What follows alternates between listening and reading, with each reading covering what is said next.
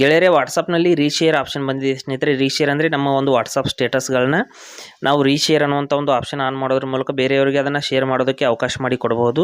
ಬೇರೆಯವರು ನಮ್ಮ ಸ್ಟೇಟಸ್ನ ಫಾರ್ವರ್ಡ್ ಮಾಡ್ಬೋದು ಅಥವಾ ತಮ್ಮ ಸ್ಟೇಟಸ್ಗೆ ನೇರವಾಗಿ ತಮ್ಮ ಸ್ಟೇಟಸ್ಗೆ ಅದನ್ನು ಅಪ್ಡೇಟ್ ಮಾಡ್ಕೋಬೋದು. ಅದಕ್ಕಾಗಿ ನಾವು ಏನು ಮಾಡಬೇಕು, ನಮ್ಮ ವಾಟ್ಸಪ್ನಲ್ಲಿ ಇಲ್ಲಿ ಸ್ಟೇಟಸ್ ಆಪ್ಷನ್ ಮೇಲೆ ಅಪ್ಡೇಟ್ಸ್ ಅಂತ ಏನಿದೆ ಅದರ ಮೇಲೆ ಕ್ಲಿಕ್ ಮಾಡ್ಕೋಬೇಕು. ಅಪ್ಡೇಟ್ಸ್ ಮೇಲೆ ಕ್ಲಿಕ್ ಮಾಡಿದ ನಂತರದಲ್ಲಿ ಇಲ್ಲಿ ಮೇಲ್ಗಡೆ ನಾನು ಒಂದು ಆಪ್ಷನ್ ಹೇಳ್ತೀನಿ, ಅದನ್ನು ನೀವು ಆನ್ ಮಾಡೋದ್ರ ಮೂಲಕ ಬೇರೆಯವರಿಗೆ ನಿಮ್ಮ ಒಂದು ವಾಟ್ಸಪ್ ಸ್ಟೇಟಸ್ನ ಶೇರ್ ಮಾಡೋದಕ್ಕೆ ಅವಕಾಶ ಮಾಡಿಕೊಡಬಹುದು. ಇಲ್ಲಿ ನೋಡಿ, ಇದರ 3 ಡಾಟ್ಸ್ ಮೇಲೆ ಕ್ಲಿಕ್ ಮಾಡ್ತೀನಿ. ನಂತರದಲ್ಲಿ ಸ್ಟೇಟಸ್ ಪ್ರೈವಸಿ ಅಂತ ಒಂದು ಆಪ್ಷನ್ ಇದೆ ನೋಡಿ, ಅಲ್ಲಿ ಕ್ಲಿಕ್ ಮಾಡ್ಕೊಳ್ಳಿ.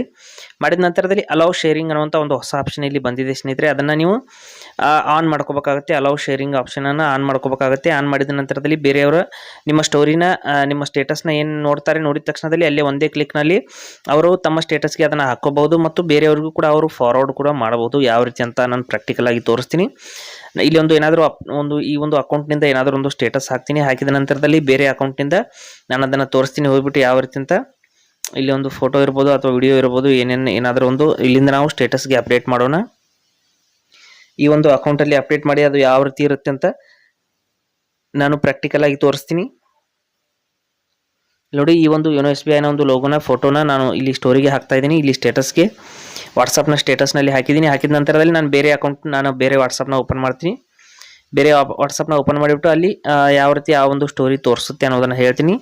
ಇಲ್ಲಿ ನೋಡ್ತಾ ಇರ್ಬೋದು, ನಾನು ಹಾಕಿರುವಂಥ ಇನ್ನೊಂದು ನಂಬರ್ನ ಒಂದು ಸ್ಟೋರಿ ಇಲ್ಲಿ ಬಂದಿದೆ ಸ್ಟೇಟಸ್ಸು. ಇದ್ರ ಮೇಲೆ ಕ್ಲಿಕ್ ಮಾಡ್ಕೊತೀನಿ. ಮಾಡಿದ ನಂತರದಲ್ಲಿ ಇಲ್ಲಿ ಕೆಳಗಡೆ ಒಂದು ರೀಶೇರ್ ಆಪ್ಷನ್ ಬಂದಿರುತ್ತೆ ಸ್ನೇಹಿತರೆ. ಇಲ್ಲಿ ನೋಡಿ, ಕೆಳಗಡೆ ನೀವು ರೀಶೇರ್ ಆಪ್ಷನ್ ಮೇಲೆ ಕ್ಲಿಕ್ ಮಾಡಿಬಿಟ್ಟು ನೇರವಾಗಿ